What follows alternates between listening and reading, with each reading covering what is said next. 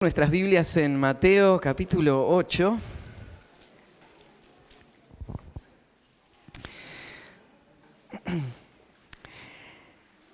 Estamos en una sección de la Escritura muy importante para la fe cristiana, porque estamos viendo de forma directa a quien llamamos nuestro Señor, a quien da sentido a todo lo que hacemos.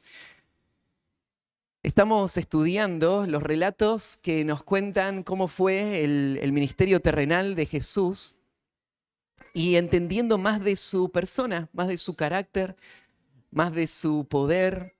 Estamos viendo su gracia y su deseo por salvar. Estamos viendo su identidad como el Mesías prometido. Y para nosotros no hay nada más precioso que hablar o pensar de aquel a quien más amamos, a Cristo. Para el mundo esto no es así. El mundo está muy confundido en cuanto a Jesús. Y hay toda clase de ideas que circulan en cuanto a quién es este hombre. Ayer o estos días había escuchado a alguien decirlo, pero no lo había probado todavía. Y estábamos en el auto con Juli y Janel y estaban jugando con la aplicación del celular que le haces preguntas y te responde cosas que busca en internet. Y entonces le pregunta quién es Jesús. Le dije, probémoslo, porque el otro día alguien me lo mencionó. Pregúntale quién es Jesús. Y arrancó la respuesta, según los cristianos, Jesús es el Hijo de Dios que vivió en Israel, y me dio ahí la información. Y ahora pregúntale quién es Buda. Y arrancó, Buda es, y dio la explicación sin poner al principio, los budistas dicen. Y fue interesante ver cuando hablan de Cristo, se pone en duda quién Jesús realmente fue, ¿no? Y se dice, bueno, según los cristianos esto fue Jesús. Pero cuando se habla de otros personajes históricos, no hay ninguna duda, esta persona fue tal. Y bueno, esto es un reflejo de cómo hoy el mundo rechaza a Cristo y lo que nosotros decimos de él.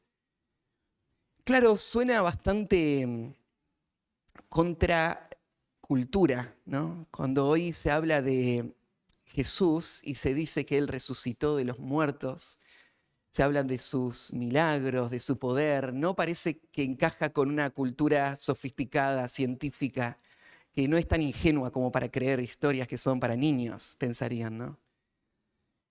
Pero más allá de cómo el mundo hoy toma a Cristo, nosotros estamos leyendo un relato histórico preciso de lo que pasó durante esos años en que Jesús caminó acá en la tierra. Y en estos años, Mateo nos va a demostrar de que no quedó ninguna duda de quién era él. Porque ningún otro podía hacer lo que él hizo. Nadie jamás habló como él habló.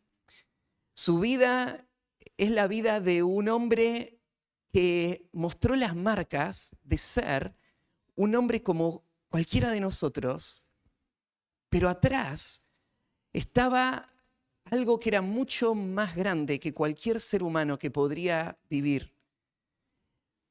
Su conocimiento, su poder sobre el mundo físico, sobre el mundo espiritual, solo se pueden explicar cuando decimos que Jesús era Dios hecho hombre. El mismo Dios que creó todo el universo, que lo sostiene con su poder, caminando a las orillas del mar de Galilea. Y eso confronta al mundo.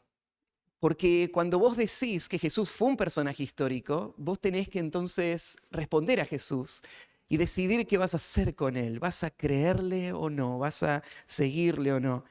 Y Mateo está en esta sección, en el capítulo 8 y 9, mostrándonos la evidencia de las obras de Cristo, para que creamos en él.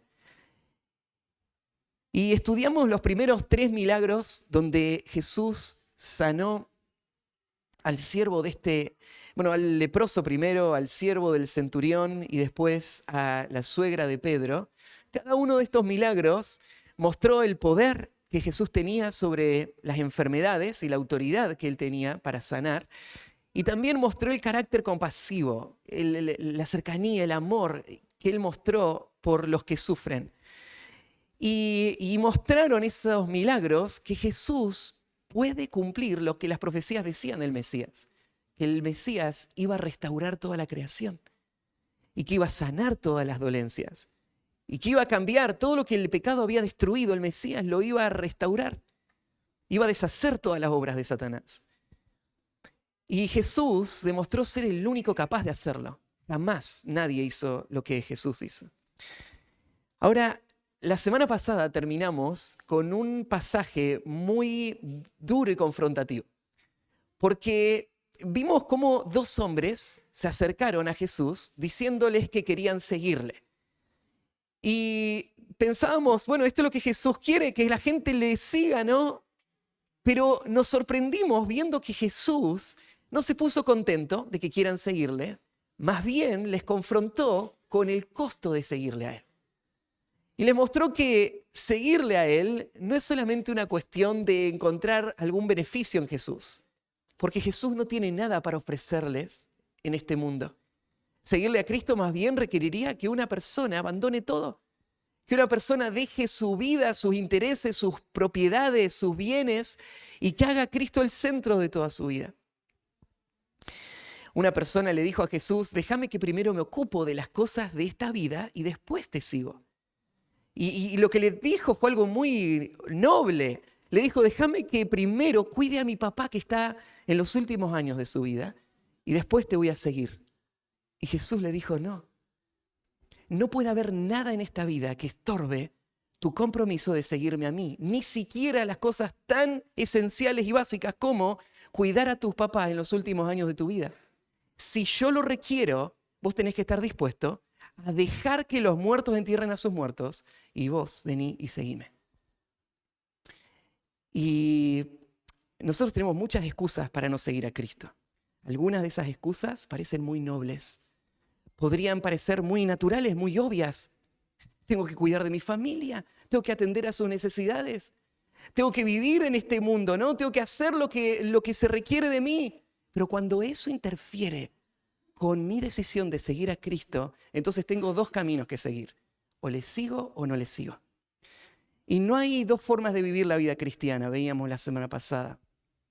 Todos los que deciden seguir a Cristo tienen que estar dispuestos a ir donde Él va, a hacer lo que Él les da para hacer, a obedecerle, a confiar en Él, en todo lo que Él decide y dejar que Él marque el rumbo completo de nuestra vida.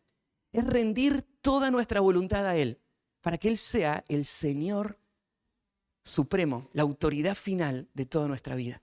Si no estamos dispuestos a hacer eso, entonces no somos discípulos de Jesús. Entonces yo decía la semana pasada, más bien no nos engañemos más. No nos creamos discípulos si no tenemos esa actitud. Y Jesús en un sentido le dijo, si no me vas a seguir de esta manera, entonces no vengas. Bueno, vinieron ustedes esta mañana, así que asumo de que volviendo este domingo, lo que están diciendo es yo quiero seguir a Jesús. Ahora, seguir a Jesús es el tesoro más grande que hay en este mundo. Es haber encontrado la perla de gran precio.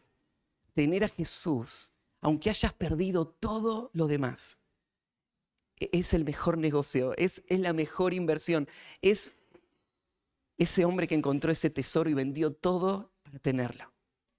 Pero no quita que seguir a Cristo no va a ser fácil.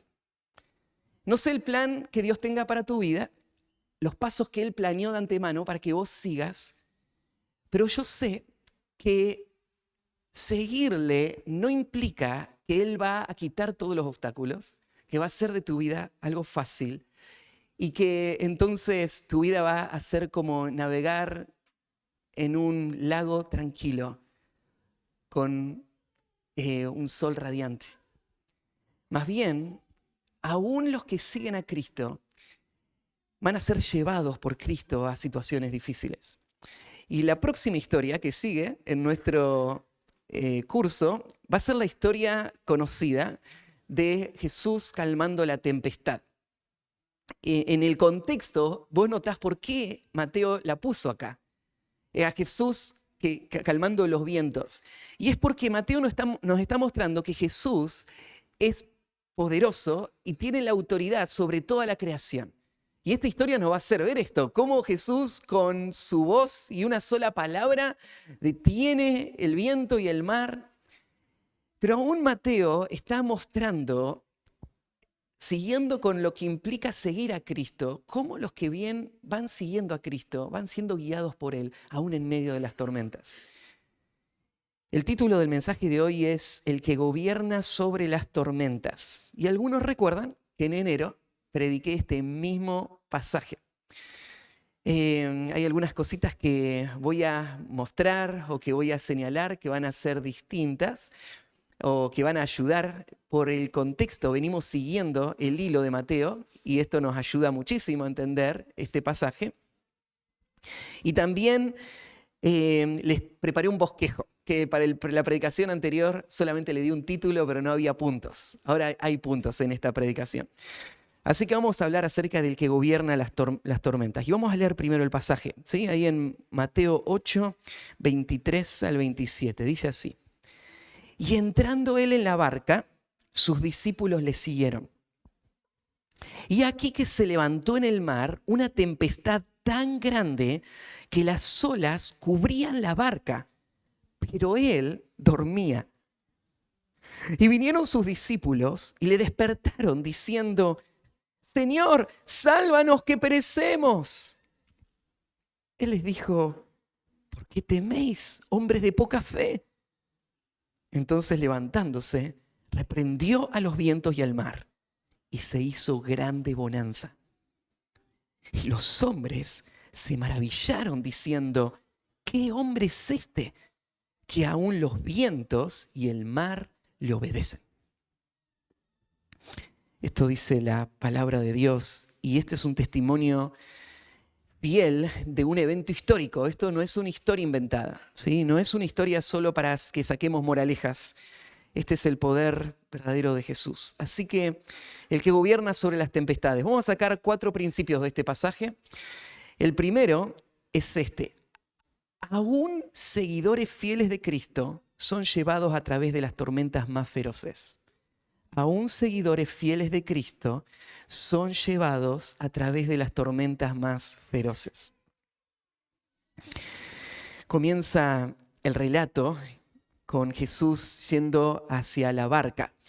Y se acuerdan, la semana pasada conté que aunque había mucha gente alrededor de Jesús, Jesús decide irse a otro lugar y dejar a toda la multitud ahí.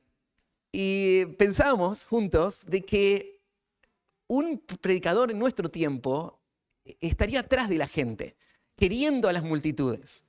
¿Por qué Jesús no se fascinaba de ver tanta gente alrededor? Bueno, expliqué que Jesús conocía los corazones.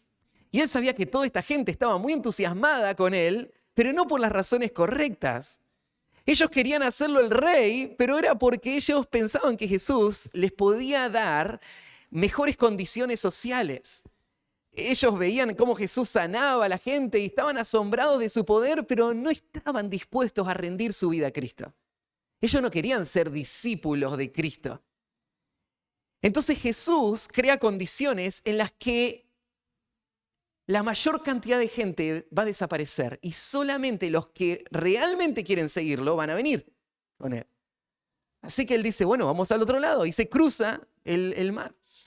También pensábamos la semana pasada de que Jesús no quería que se revolucione demasiado Israel y que se apresure su persecución o la persecución de los líderes de Israel y lo maten antes de tiempo. Entonces, él está escapando de la popularidad. A él no le importa ser popular. Lo que él quiere es predicar.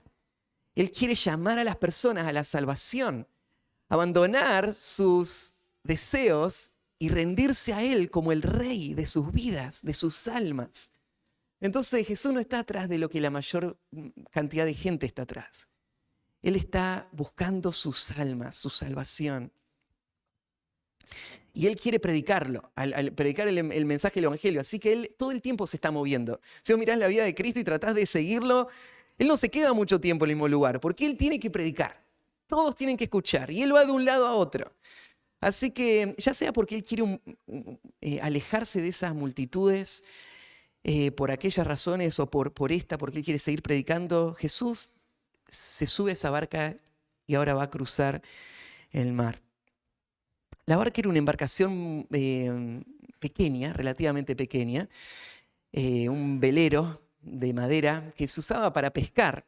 Y podemos imaginar que tal vez de alguno de los discípulos, de Jacobo, de Juan, habrán sido esas barcas en donde se subieron todos. Y el lugar a donde iban no estaba muy lejos, es un mar, lo llama, pero sabemos es un lago, es un ojo de agua dulce, bastante grande, pero me contaba mi tío la vez pasada que uno se para y ve la costa del otro lado. Según sabemos, hubiese llevado más o menos 1 hora cruzar hasta el otro lado, así que no eran grandes distancias, no era que se iba de un país a otro, estaba cruzando este pequeño lago. Mientras va a cruzar, leímos recién que Jesús se va a quedar dormido.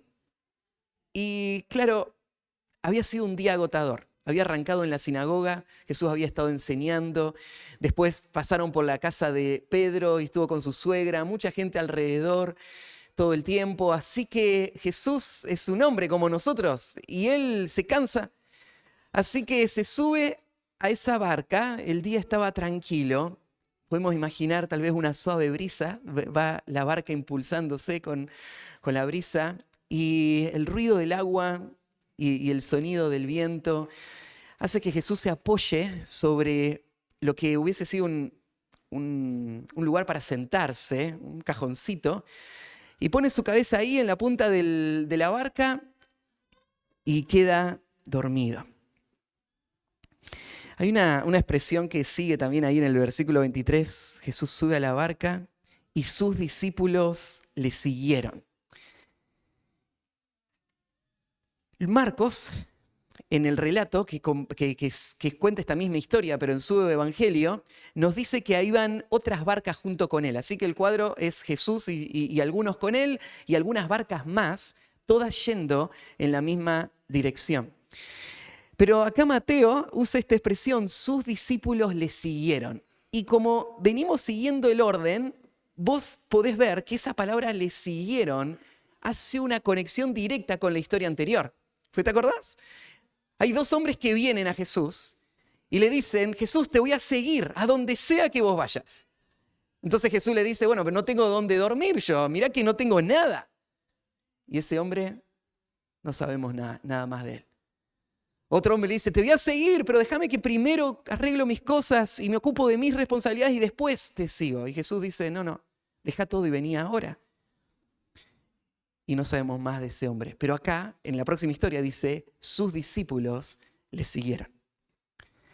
Claro, seguir a Cristo sería la característica más notable en alguien que dice que Jesús es su Señor.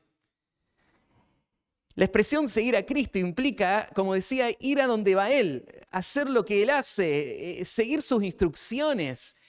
Cuando Él nos envía, creer lo que Él nos dice. La palabra seguir se usa con la connotación de obediencia, imitación, cercanía. Esta es la idea que los discípulos le siguieron a Él. Y decía yo, esto es la marca de un discípulo, esta actitud a buscar a Jesús y a estar con Él y a seguirle. Y entonces esto nos ayuda a definir qué significa ser un discípulo. ¿Qué es la palabra discípulo? Hay mucha confusión hoy en cuanto a esto, de qué significa ser un discípulo de Jesús. En esta semana estuvimos charlando con los hombres sobre este tema y veíamos que hay muchos que pretenden hacer una diferencia entre una persona que es hija de Dios y una persona que es discípula de Jesús. Y hay muchos que dirían, no, vos podés recibir a Jesús para que Él te salve, pero no necesariamente tenés que convertirte en su discípulo. Son discípulos de Jesús los que aceptan el desafío de vivir una vida comprometida para Él. Y ellos son personas consagradas a Jesús. Entonces, todo lo que lees de los discípulos no es para todos los creyentes.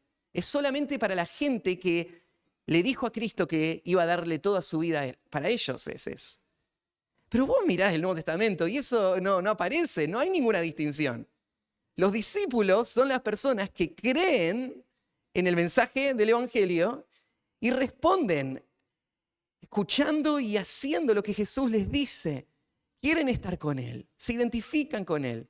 Y por eso cuando lees Mateo, todo el Evangelio, te vas a encontrar, por ejemplo, que los discípulos van a estar cerca del Señor, van a escuchar sus enseñanzas, van a ser enviados por el Señor. El discipular a estas personas fue la ocupación central de Jesús durante su ministerio. Esos 3 años se ocuparon principalmente de discipular. Y cuando Jesús se fue, la tarea que le dejó a ellos fue que ellos discipulen a todas las naciones. ¿Y qué es discipular a todas las naciones? Bueno, es ir, es bautizarles y es enseñarles que guarden todas las cosas que yo les he mandado. Ser un discípulo es ser un seguidor de Cristo. Ahora, tenés que entender de que no todos los discípulos son verdaderamente salvos. Porque hay gente que dice que va a seguir a Cristo y que lo hace por un tiempo, pero en algún momento sale a luz sus verdaderas intenciones. Un ejemplo es Judas, que era uno de los 12. Judas era un discípulo, pero aunque era un discípulo, no era un verdadero discípulo. Era un discípulo porque así era tenido, era un discípulo porque él se consideraba un discípulo, era un discípulo porque estaba con Jesús a donde él iba, pero al final lo que se mostró es que lo que él amaba era el dinero, no era Jesús. Él no tenía una lealtad a Cristo y se mostró al final cuando él le entregó a Jesús por esas piezas de plata. Entonces, tenés que hacer esta distinción. Cuando Mateo usa la palabra discípulo, no se está refiriendo a personas que verdaderamente son salvas, porque algunos de ellos no lo son. Mirá en el pasaje anterior, en el versículo 21, otro de sus discípulos le dijo: Señor, permíteme que vaya primero y entierre a mi padre. Y Jesús le dijo: sígueme, deja que los muertos entierren a sus muertos. Pero después no sabemos más nada de él. Entonces hay una persona acá que había estado siguiendo a Jesús como discípulo, pero cuando Jesús le muestra el costo, lo abandona. Entonces, discípulos son todas las personas que profesan a Cristo como Señor, que inicialmente le buscan y le siguen, y con ello Jesús va a enfocar su ministerio y va a enseñarles, va a guiarles, va a pasar tiempo con ellos. Así que a ellos son a quienes estás viendo ahora en las barcas. ¿Quiénes son los que van en las barcas? Los discípulos. Son los que quieren seguir a Jesús de verdad. Entre otras cosas, los 12 discípulos, los 12 apóstoles, ya habían sido elegidos. Así que ellos están acá en la barca con Jesús. Puedes hacerte ese cuadro también. Ahora, lo interesante de este concepto es pensar que Jesús acaba de confrontar a estos hombres para decirles cuánto iba a costarles seguirle. Inmediatamente suben a la barca todos los que están comprometidos, los que realmente van a seguir a Cristo. O sea, la gente que está en las barcas es la gente que está, podríamos decirlo, en la voluntad de Dios. Son las personas que están en el camino correcto, están tomando las decisiones correctas, están buscando honrar a Cristo, rendir su voluntad a Él, vivir para Él sinceramente. Y esas personas son las que van a ser dirigidas al ojo de la tormenta. Eso no es fácil para nosotros procesarlo, porque pensaríamos, los que están en la voluntad de Dios tendrían que tener las cosas más fáciles, ¿no? Ellos deberían tener el cuidado de Dios, la provisión de Dios, la protección de Dios. Pero son a veces los que van a sufrir las grandes tormentas de esta vida, las dificultades y de toda clase, que van a golpear con nuestra vida como una tormenta feroz. Y eso es lo que vamos a ver en la próxima escena. Ahora, vos ya sabés lo que viene. Los discípulos no sabían. Ellos solo saben que están con Cristo, que saben quién es Jesús y que están dispuestos a que Jesús les guíe a donde Él quiere. Y Jesús dijo, subamos a las barcas y crucemos al otro lado. Ellos están seguros de estar buscando a Cristo. Cristo en su mente, Él sabe lo que viene. Y Él sabe por qué les hizo subir a las barcas. Porque entre otras cosas, Él quería mostrarle algo de quién Él es, que no lo podrían ver a menos que enfrenten esa tormenta. Él quería que ellos se maravillen, se asombren y que reconozcan su poder y su grandeza y su soberanía como nunca lo podrían haber hecho si no hubiesen ido a esa tormenta. Jesús quiere que esa prueba les haga crecer. Él quiere pulir la fe de estos hombres, porque ellos dicen querer seguirle. Eso muestra fe verdadera. Bueno, si hay fe verdadera, ahora esa fe tiene que crecer. Ahora esa fe tiene que madurar. Y la fe de los discípulos todavía no es madura. Todavía es frágil. Todavía lucha entre creer y no creer. Y entonces Jesús tiene un propósito. Y eso es lo que les espera ahora en el medio de este mar. Entonces, aún seguidores fieles de Cristo son llevados a través de las tormentas más feroces. Segundo principio, el Señor nunca pierde el control, aún en las tormentas más feroces. El segundo principio es que el Señor nunca pierde el control, aún en las tormentas más feroces. Y dice el versículo 24, y he aquí. Y esa expresión es una expresión que está puesta para que vos te asombres. Lo que está por describir acá no es algo normal, es algo increíble, es algo que te va a sorprender. Ciertamente sorprendió a los discípulos. Ellos eran hombres del mar, pero nunca habían visto algo como lo que van a ver ahora. Entonces, este he aquí es como que resalta toda la historia y el drama de la historia. Y he aquí que se levantó en el mar una tempestad tan grande que las olas cubrían la barca. La palabra que usa ahí para tempestad es la palabra sismos. Y a vos te suena, y como realmente el significado de la palabra implica, sismo es más bien temblor, no viento. Ahora, Marcos nos dice en su relato que sí, esto era viento. Entonces, viento había, pero no era cualquier viento.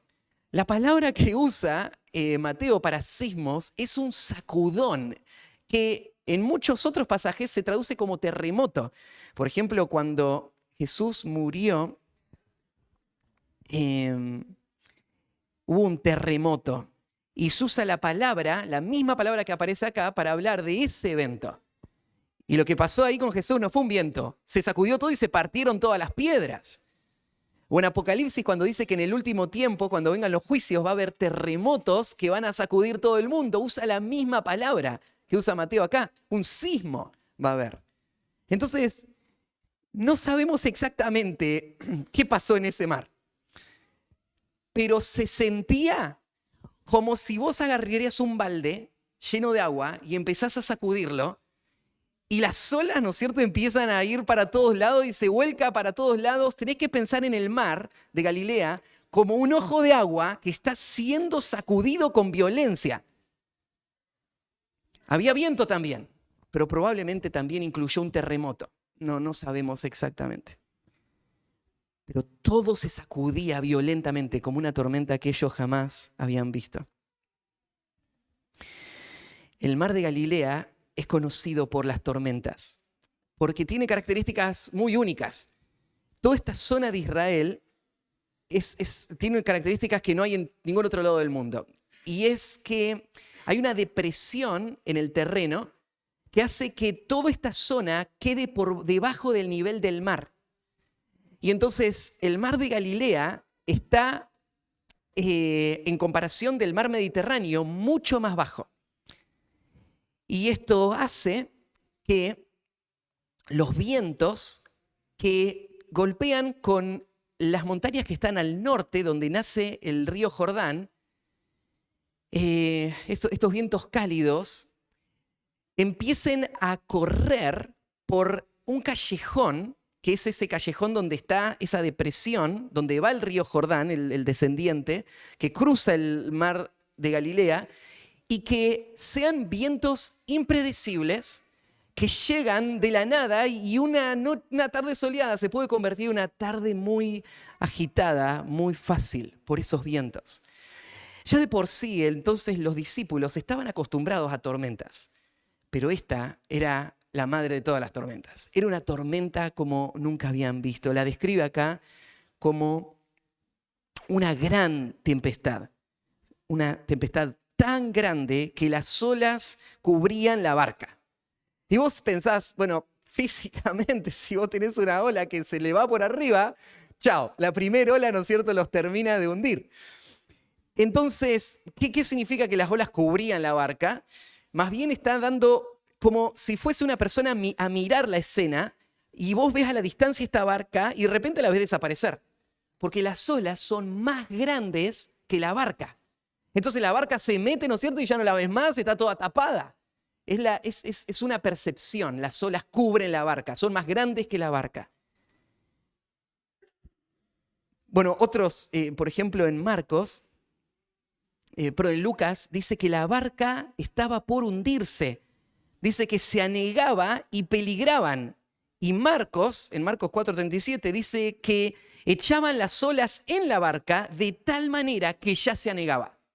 Entonces, no es que cubrían la barca, pero sí se metían a la barca.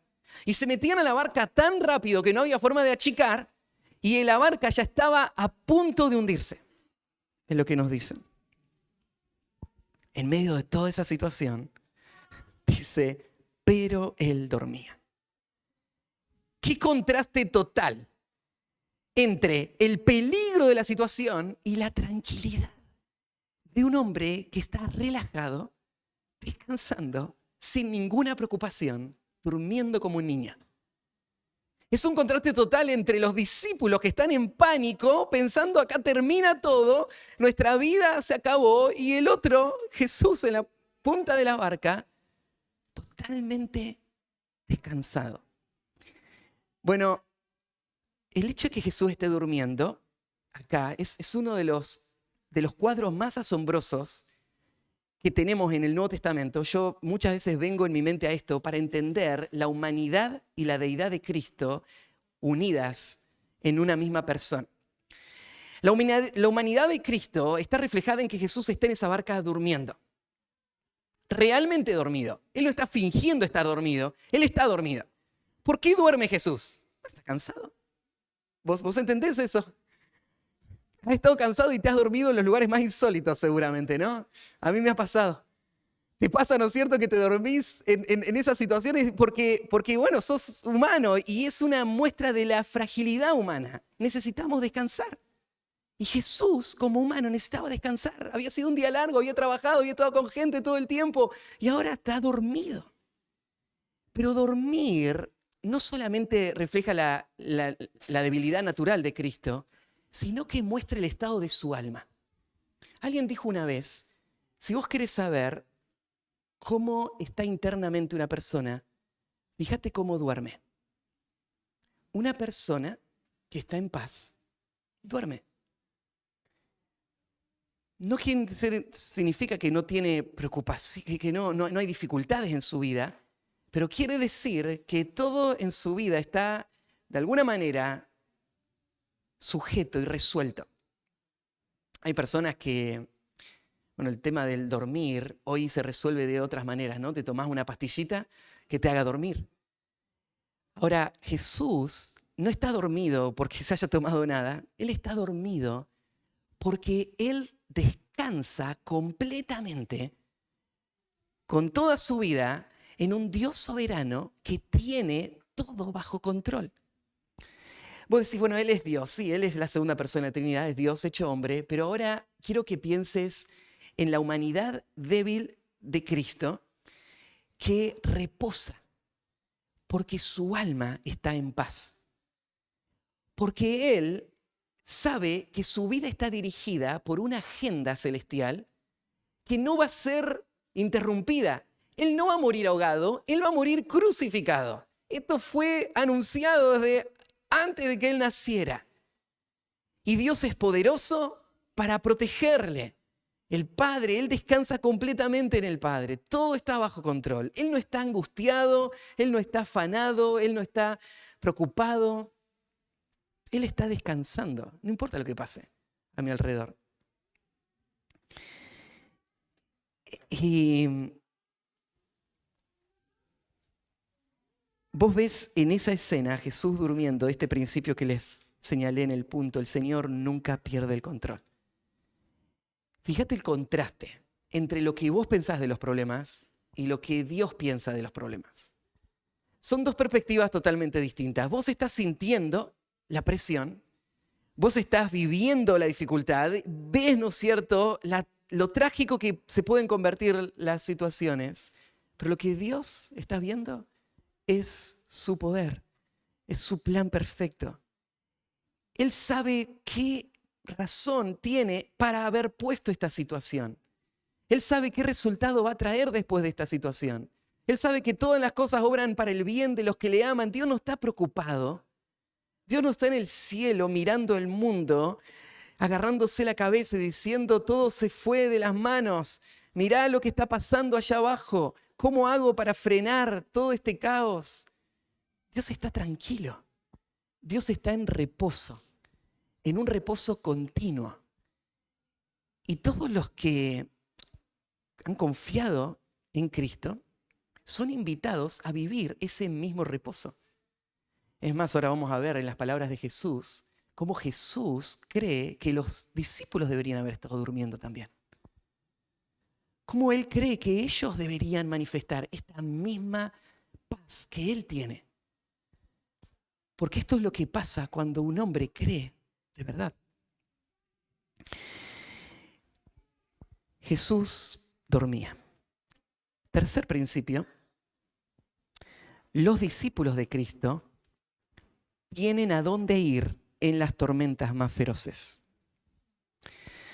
Aunque podríamos dormir en medio de la tormenta, nuestros corazones dudan y se cargan y se angustian, desesperan y no entendemos lo que nos rodea. Y entonces, ¿qué hacemos en esa situación? Lo que los discípulos hicieron. Lo que hicieron estuvo bien. Lo que no estuvo bien fue la actitud con la que lo hicieron. Ellos tenían que ir a Cristo. No tenían que ir a Cristo en total desesperación e incredulidad. Pero Cristo es el lugar correcto a donde ir. Cuando hay cargas y hay luchas y hay situaciones. Entonces, dice el versículo 25, que vinieron y le despertaron diciendo. Jesús está ahí entonces dormido y son los discípulos los que van ahora a buscarlo. Lo van a buscar cuando la barca está a punto de hundirse y ellos están desesperados. Está en la punta, por eso dice que vinieron a él. Los discípulos estaban a una cierta distancia, entonces tienen que acercarse hasta donde está Jesús y lo despiertan con estas palabras. ¿No te llama la atención cómo Jesús, teniendo el poder para frenar la tormenta, deja que la tormenta llegue hasta este punto extremo? Y él lo que hace, los discípulos deben haber luchado contra esa tormenta por algún tiempo. Me imagino, ¿no es cierto?, remando, sacando el agua con todas sus fuerzas, pero llega un momento donde ya no hay más por hacer. Y cuando ya no hay más por hacer, recién ahí van al Señor para buscar auxilio en el Señor. Y esto fue parte de lo que Jesús quería. Él quería que ellos lleguen al final de sus fuerzas. Vos ves ese patrón en las Escrituras, ¿no? Justo ayer estaba escuchando una predicación de Génesis 17 que relata a Dios volviendo a afirmar a Abraham en la promesa que le había dado. Y recordaba ahí en ese pasaje cómo Dios llamó a Abraham cuando él tenía 75 años y le prometió que él iba a ser una gran nación a partir de Abraham. 75 años, sin hijos, esto es imposible. Pero Abraham le creyó a Dios y salió a donde Dios le dijo. Así que ahora, bueno, hay que cumplir la promesa, ¿no? Dios tiene que dar al hijo. pero el hijo no llega. Pasan los años. Y ahora Abraham tiene 99 años. 24 años pasaron. ¿Por qué Dios deja que siga pasando el tiempo? En parte es por esto. Dios quiere mostrar a Abraham, decir, bueno, a los 75 años parecería algo asombroso que vos tengas un hijo, ¿no? Bueno, vamos a esperar.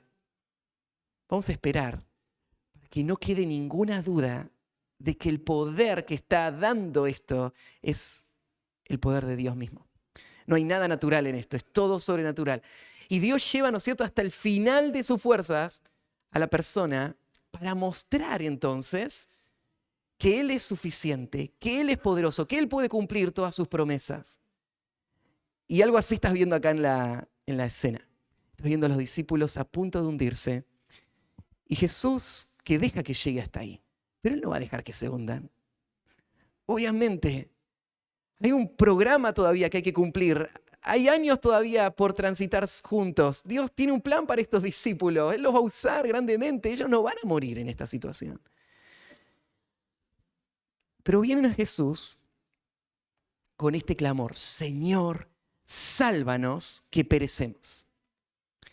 Estas palabras son palabras de personas que creen que Jesús es quien dice ser. O sea, estás en medio de esta tormenta, está a punto de hundirse el barco. La única razón por la que irías a Jesús es si vos crees que Él puede hacer algo al respecto. Y Jesús no es un marinero, es un carpintero. O sea, vos no vas a Jesús porque pensás que Jesús sabe cómo navegar. Nosotros somos los marineros, sabemos cómo navegar. Van a Jesús porque ellos para este punto creen que Él tiene poder sobre la naturaleza. Ellos han creído Él es el Mesías prometido. Entonces usan las palabras Señor, reconociendo su autoridad, reconociéndole como Dios hombre, reconociéndole a Él como quien ellos han creído que Él es. Y usan esa expresión, sálvanos. Él es el único que nos puede salvar. Ya no hay más nada para hacer. Y muestran en eso su confianza en que Jesús lo puede hacer. Pero por el otro lado, fíjate cómo sus palabras están llenas de las dos realidades, fe e incredulidad, en una misma oración. Señor, sálvanos que perecemos. Ese que perecemos muestra la incredulidad de estos hombres. Vamos a morir. Pero ¿cómo? Vos estás diciendo que Jesús es el Señor. Él es la autoridad. Él puede todas las cosas. Te estás sometiendo a Él. Estás clamando para que te salve y vas a morir. Es una cosa u otra, pero nuestra mente, como hijos de Dios, muchas veces estos pensamientos conviven. Pensamientos de fe e incredulidad. En donde sabemos quién es Jesús. Sabemos lo que Él prometió, confiamos en Él, pero a la vez dudamos y tememos. Y entonces decía, esto fue lo correcto. Hay que ir a Jesús. Pero sus palabras muestran, ¿no es cierto?, este corazón que está en tormenta, debatiéndose entre creer y no creer. Las palabras de los discípulos se parecen mucho a las palabras del salmista en el Salmo 44, 23 y 24, donde el salmista se siente hundido también y perdido, sin esperanza, y ve a Dios como si Dios estaría dormido. Y piensa, yo creo en Dios, yo creo que Él es poderoso, pero ¿por qué no hace nada? ¿Por qué me deja seguir así? ¿Será que Dios no va a salvarme? ¿Será que Dios va a destruirme? Y el salmista dice en el Salmo 44, despierta, ¿por qué duermes, Señor? Despierta, no te alejes para siempre. ¿Por qué escondes tu rostro y te olvidas de nuestra aflicción y de la opresión nuestra? Es este mismo sentir. Sabemos que tú eres capaz, pero ¿por qué no haces nada? Señor, sálvanos que perecemos. Y el último principio, vimos entonces, aún seguidores fieles de Cristo son llevados a través de las tormentas más feroces. El Señor nunca pierde el control aún en las tormentas más feroces. Los discípulos de Cristo tienen a dónde ir en las tormentas más feroces. Y el último, el Señor tiene completa autoridad para gobernar aún sobre las tormentas más feroces. Así que el versículo 26, Jesús se despierta y ellos están desesperados. Estamos por morir. Y Jesús no frena la tormenta, sino que piensa que este es un buen momento para enseñarle a los discípulos. Señor, ¿podemos hablar después? Pará la tormenta ahora. No. Dejá que siga la tormenta. No hay ningún problema con eso. Hay algo que quiero decirles primero. Algo que quiero que escuchen y que reflexionen de sus propios corazones. Porque a veces la única forma de ver lo que hay en nuestro propio corazón es en medio de la tormenta. Y ahora, en esta situación, cuando todo el mar está rugiendo, ahora vos tenés que examinar tu corazón. Y por eso Jesús les va a hablar y les va a decir, ¿por qué teméis, hombres de poca fe? ¿Por qué teméis? Me está cargando, estamos por morir. Nunca vimos una tormenta así. ¿Por qué Jesús hace esta pregunta que parece tan ridícula? Es que Jesús piensa que no hay razón para temer. Porque temer es el resultado de la incredulidad. Él va a unir estas dos cosas. Él va a decirles, hombres de poca fe, esto es lo que ustedes son y por eso están actuando de esta manera. El temor no es el resultado de las circunstancias. Tiene que ver cómo yo enfrento las circunstancias. Y Jesús estaba en la misma barca, con la misma situación, y estaba durmiendo. Los discípulos estaban en pánico. Y por eso Jesús les confronta y les pregunta, ¿por qué temen? La palabra temor acá se suele usar en el sentido de cobardía o miedo. Marcos, la expresión que registra que dijo Jesús fue, ¿por qué estáis así amedrentados? ¿Cómo? ¿No tenéis fe? De nuevo se señala este pánico que había en su corazón, todo el mar revuelto. Y no sé si vos lo has pensado de esta manera, pero todo el temor del corazón, cuando no es temor a Dios, es un temor producido por la incredulidad. Ese temor que te hace desesperar cuando Dios no te da lo que deseas y pensás hacia el futuro, un futuro de caos y un futuro de dolor. Ese temor que te hace mirar todo a tu alrededor y pensar ya no hay más solución y te hace entrar en el desánimo y en la desesperación. Y aún pensás, mi vida ya no tiene más sentido. Aún pensando, quisiera terminar con mi vida. Ese temor se arraiga en la incredulidad. La incredulidad en cuanto al carácter de Dios, en cuanto al poder de Dios. La incredulidad de que Dios pueda hacer algo y quiera hacer algo, como lo hemos visto hasta ahora. Y entonces ya no hay más esperanza. Pero Jesús confronta eso y señala cuál es el verdadero problema. Hombres de poca fe. La poca fe es el problema. El problema no es la barca, no son las tormentas. El problema es la poca fe. Recién les leí el de Marcos, cuando dicen en el 4:40, la pregunta es, ¿qué? ¿No tenéis fe? Entonces, Mateo dice, tienen poca fe. Marcos aún pone en duda, dice que no tienen fe. Nada de fe tienen. Y Lucas pregunta, ¿dónde está vuestra fe? ¿Cómo se ve vuestra fe? La fe se tiene que ver ahora. La fe se ve en el momento de la tormenta. La fe se pone a prueba cuando llega la dificultad. La tormenta convierte esa conversación teológica en un auxilio. Cuando no estamos en la tormenta, nosotros debatimos de doctrina, hablamos de doctrina, explicamos doctrina. Cuando estamos en el medio de la prueba, la doctrina se vuelve tu roca sólida a la cual correr. Se vuelve más que una teoría. se vuelve la firmeza, la única firmeza en este mundo. ¿Y cómo se vuelve eso? Se vuelve cuando esa doctrina está acompañada de fe. Yo lo creo, no solamente lo sé explicar, no solamente lo entiendo, no solamente lo digo y lo enseño, lo sé. Y cuando llega la tormenta, ahí se pone a prueba. ¿Qué creo verdaderamente? Y Jesús lo ve. Ustedes, su confianza en mí aún tiene que madurar. Poca fe. Entonces las palabras de Jesús confrontan esa incredulidad. Y de alguna manera Jesús está diciendo, si ustedes confiarían, podrían haber estado durmiendo juntamente conmigo. Jesús habló de la paz que él tenía en medio de las tormentas. En Juan 14, él dijo esto en el versículo 27. La paz os dejo, mi paz os doy. Yo no os la doy como el mundo la da. No se turbe vuestro corazón ni tenga miedo. La misma paz de Jesús es la paz que sus discípulos ahora pueden tener.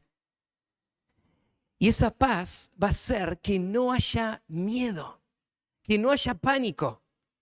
En realidad, vuelvo atrás en esto que dijo. ¿Te acordás que dije la palabra temor está relacionado con cobardía? No con la sensación de temor. Porque la sensación de temor no la puedes evitar. Jesús no está hablando acerca de sentimientos. Está hablando de cómo voy a responder a las situaciones. Entonces, la vida nos lleva por situaciones que traen dolor, que traen inseguridad. En algún sentido se pone a prueba nuestra fe. Y hay, en una forma muy real, un temor que se siente en la piel, que carga el corazón. Pero, ¿a qué se refiere Jesús? El no tengan miedo es no se entreguen al miedo. No acepten el miedo. No naturalicen el miedo. No reconozcan el miedo como la forma natural de entender la vida. No, la paz de Dios gobierna por sobre las tormentas de esta vida, trayendo a un hombre al punto en donde él puede doblegar su temor y vivir en medio de las tormentas en obediencia, en dependencia del Señor, en confianza en Él, aun cuando adentro todo se le revuelve. Pero Él no es un cobarde. Él avanza en dependencia de Dios. 2 Timoteo 1:7 dice que Dios no nos ha dado espíritu de cobardía, sino de poder, de amor y dominio propio. La cobardía nunca viene del Señor. Hace un tiempo hablaba con alguien en cuanto a los pensamientos suicidas y le decía, estos pensamientos muestran muchas cosas del corazón, muestran el amor propio, pero entre otras cosas muestran la cobardía de un corazón que en vez de aferrarse a la verdad y decidir enfrentar la dificultad, intenta huir por un camino donde jamás va a lograr huir. Porque esta vida termina y voy a encontrar al Dios a quien voy a rendir cuenta por toda mi vida. La cobardía es algo que es totalmente contrario a la fe, que no viene de Dios. Entonces, ahora Jesús va a resolver el problema. Ya cumplió su objetivo, la tormenta, reveló el corazón, ellos fueron confrontados, ahora la fe es pulida y ahora Jesús tiene que mostrar su autoridad sobre las tormentas. Pues Jesús no solamente va a hablar y tratar de explicar las cosas, Él tiene poder para resolverlas y para traer completa calma. Entonces, levantándose, reprendió a los vientos y al mar. Tremendo, ¿no? Jesús, cuando actúa, Él lo hace con una autoridad jamás vista en el mundo. Él lo hizo cuando él enseñaba, él hablaba con autoridad y nunca la gente escuchó hablar a nadie así, pero también cuando sanaba. Él decía la palabra y como el centurión afirmó, ¿no? Si vos lo decís va a pasar porque yo sé lo que es la autoridad y yo sé que vos tenés toda la autoridad. Dice, Jesús dice que se vaya la enfermedad, se va inmediatamente. No necesita un tratamiento, no necesita nada, se va. Y entonces Jesús le da órdenes a las enfermedades. Le da órdenes a los demonios, porque todos los demonios se sujetan a él, es autoridad sobre todo el mundo espiritual. Y acá le va a dar la orden al viento y al mar. Y dice que los reprendió acá. En Marcos dice que él usó la expresión calla, enmudece. Esas fueron las palabras que dijo cuando los retó. Cállate, cerrá la boca. Es como un autor decía, es como le habla una persona a su perrito que está ladrando, ¿no es cierto? Y no lo deja en paz. Cállese la boca, le dice al perrito, ¿no? Y sigue ladrando, no te presta atención al perrito. Pero vos le decís eso a un perrito. ¿Te imaginás decírselo al mar? Cállate la boca.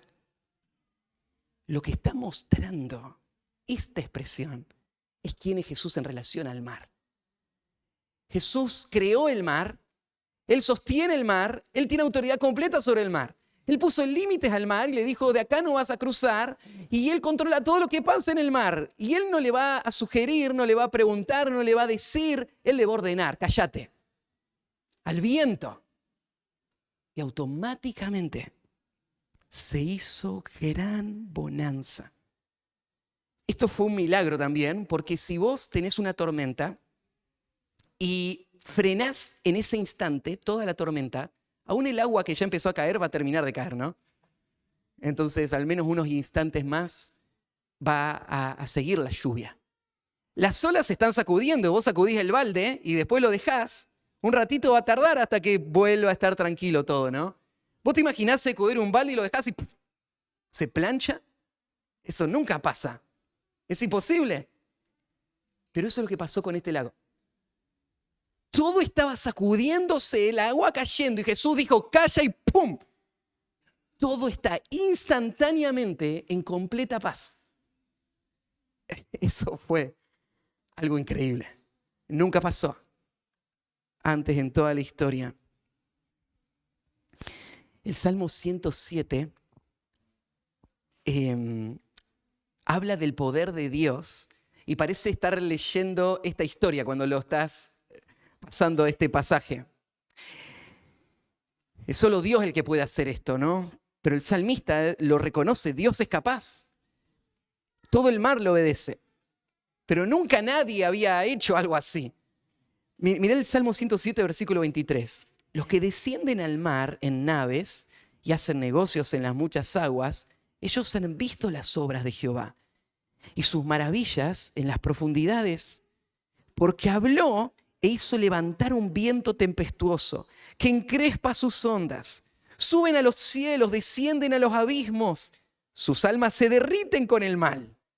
Y ahí ve al marinero que ve la tormenta y ahora se desvanece, ve todo ese mar embravecido y se siente un porotito al lado de tanto poder, de tanta grandeza, de tanta agua a su alrededor. Tiemblan y titubean como ebrios y toda su ciencia es inútil. Entonces claman a Jehová en su angustia y los libra de sus aflicciones. Cambia la tempestad en sosiego y se apaciguan sus ondas. Luego se alegran porque se apaciguaron y así los guía al puerto que deseaban. Alaben la misericordia de Jehová y sus maravillas para con los hijos de los hombres. Exáltenlo en la congregación del pueblo y en la reunión de ancianos lo alaben. Esto es lo que Dios solo puede hacer. Y esto es lo que Jesús hizo.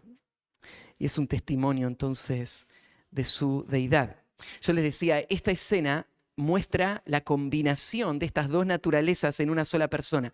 Porque vos ves a Jesús hombre, cuando este hombre está acostado dormido, realmente dormido, cansado, agobiado por todo un día, y ahí está acostado descansando en el gobierno soberano de Dios. Pero después cuando se para y reta al mar y todo para, ahí estás viendo a Dios Ningún hombre jamás ha hecho esto. Es Dios que tiene autoridad sobre toda la creación.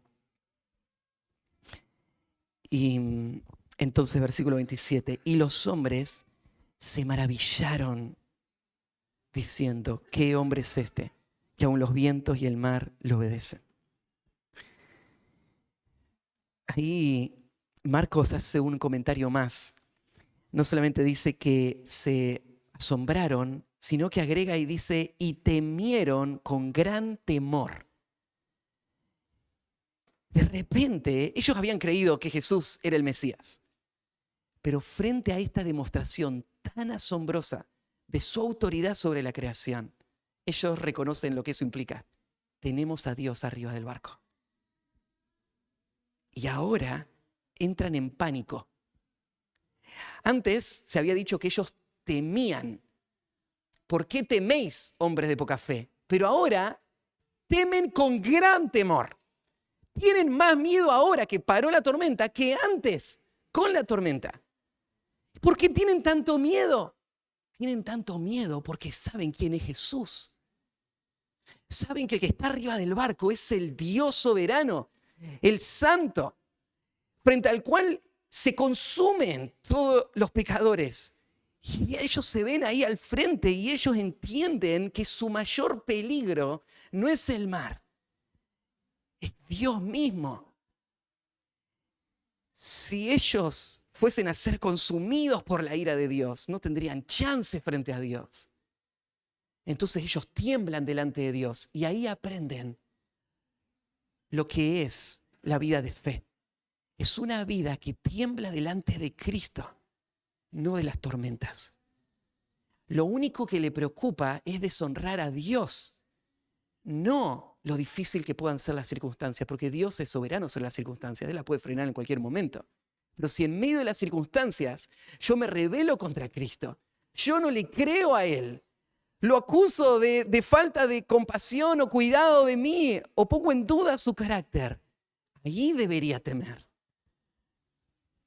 El mar no representa ningún peligro. Dios es el peligro. Y la pregunta que se hacen es, ¿qué hombre es este? ¿Qué clase de hombre? Nunca ha habido un hombre así. ¿Cómo lo interpretamos a Jesús? Y los discípulos están entendiendo recién qué implica estas dos naturalezas en una sola persona. En este momento sus mentes están explotando, ¿no es cierto?, de conceptos. No pueden unir todo. Asombrados. Sabemos que es un hombre, pero ¿qué clase de hombre? Es un Dios hombre, como nunca jamás existió. Es la segunda persona de la Trinidad hecha carne.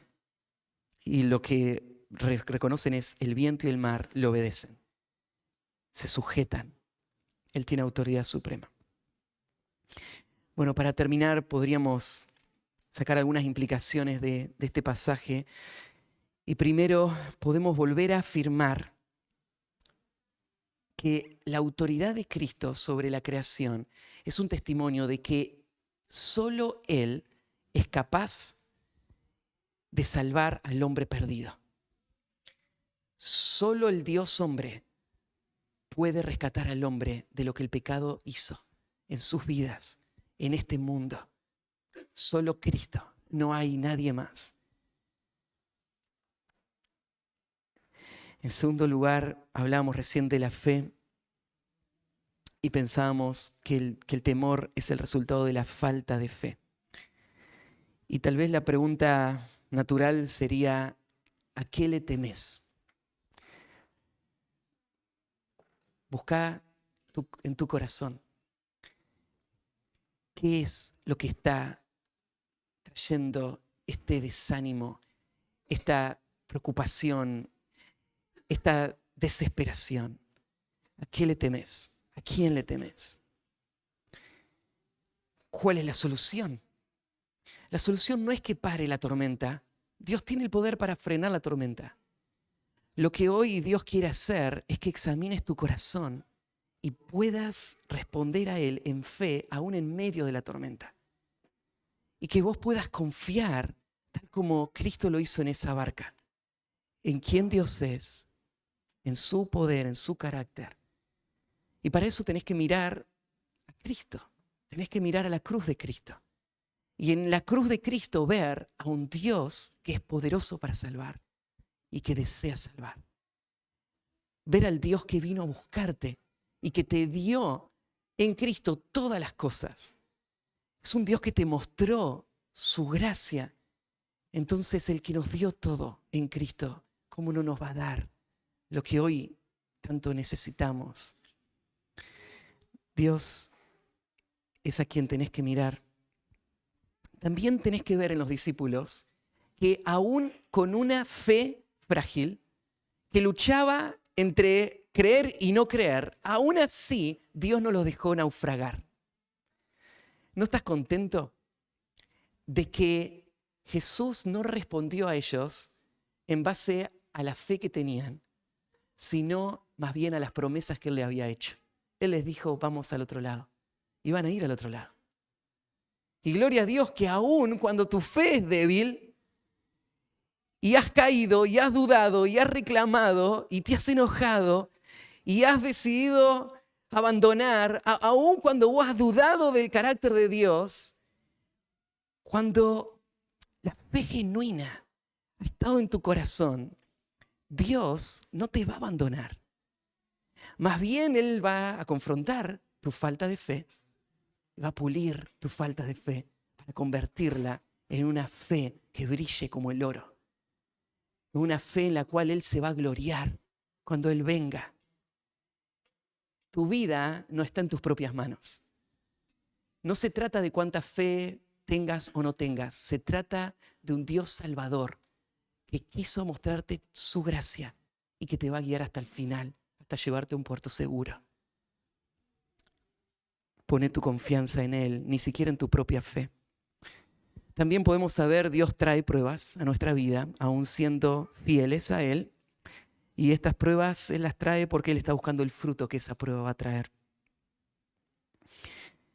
Mientras estamos tranquilos, nuestras convicciones aún no estamos usándolas como un ejercicio de fe. Es solo cuando llega la prueba que vas a usar toda la información que has acumulado. Y el Señor quiere que el conocimiento se convierta en esa confianza completa en Él. Entonces Él va a traer las pruebas una y otra vez. La vida cristiana no va a ser un viaje tranquilo, no hay promesas en cuanto a eso, pero sí va a ser un viaje seguro. Nadie va a naufragar. Todos los hijos de Dios van a llegar hasta el puerto y el Señor les va a sostener hasta el final. Bueno, y lo último es, hoy hay una puerta abierta, una vez más, a responder a Cristo. Hoy hay una oportunidad para que vos decidas qué vas a responder frente a la realidad de que Cristo es el Dios hombre que vino a salvarte. ¿Vas a ignorarlo? ¿Vas a tratarlo como una posibilidad? ¿O vas a confiarle toda tu vida a Él? ¿Vas a amar lo tuyo y seguir viviendo para tus propios deseos, llenos de excusas? ¿O vas a rendir toda tu voluntad a Cristo y subirte a la barca junto con Él, aun cuando esa barca se esté dirigiendo al ojo de la tormenta? ¿Estás dispuesto a ser un discípulo de Cristo o no? No hay dos formas de vivir. Están los discípulos en la barca, en el medio de la tormenta, y el resto de la multitud que quedó en la orilla. Y nunca va a ver ese poder de Cristo, nunca va a entender quién es Jesús, nunca va a disfrutar de la salvación del Señor, porque no quieren seguir a Cristo. ¿Estás vos dispuesto a seguirlo a Cristo? Hoy es el momento para decidirlo. Este es el día de la salvación. No creas que va a haber otra oportunidad. Antes de salir de esa puerta tenés que tomar tu decisión y este es el momento para tomarla. ¿Sí? Vamos a orar y cerrar nuestros ojos y responder. Voy a dar un momento de silencio para que ahí en el silencio de tu corazón vos hables con el Señor y respondas de acuerdo a lo que Él te haya mostrado a través de la predicación.